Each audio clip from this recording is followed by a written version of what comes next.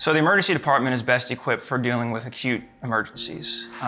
So the ones that we typically think of would be chest pain, shortness of breath, signs or symptoms of a heart attack, or stroke. So if you have weakness or numbness on one side of your face, one of your extremities, difficulty with speech, slurred speech, or difficulty walking. Those are the big ones that we always deal with. Other things that we would need to see in the emergency department would be broken bones, serious burns, bleeding that won't stop, either bleeding during pregnancy or from an injury that won't stop bleeding, allergic reactions where you're feeling like your airway's starting to swell up and you can't breathe. Also abdominal pain, severe abdominal pain would be best suited in an emergency department. Urgent care is kind of a step down from the emergency department. They do have very talented physicians there. They have a lot of resources as well. They have a lot of labs, basic labs, and some imaging.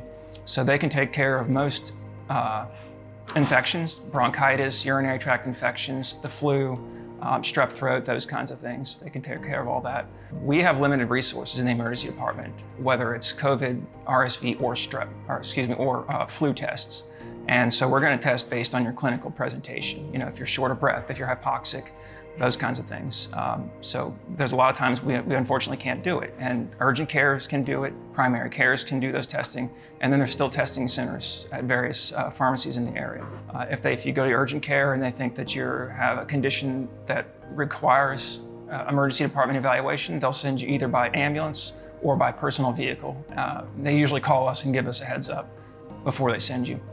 Primary care would be better equipped for more chronic conditions. If you have maybe a slight worsening of a chronic condition, they do also have urgent visits in the primary care that you could go to. We are happy to see anybody in the emergency department for any concern.